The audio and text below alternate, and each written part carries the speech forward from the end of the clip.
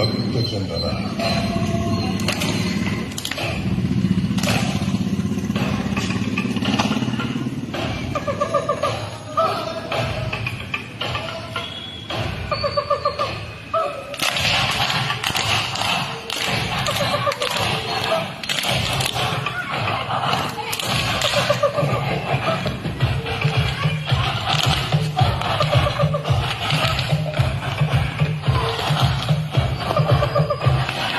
ಇಲ್ಲಿಂದಾನೆ ಕೋಟಿಗಟ್ಟಲೆ ಸರಕು ಬೇರೆ ದೇಶಗಳಿಗೆ ಸ್ಮಗ್ಲಿಂಗ್ ಆಗುತ್ತೆ.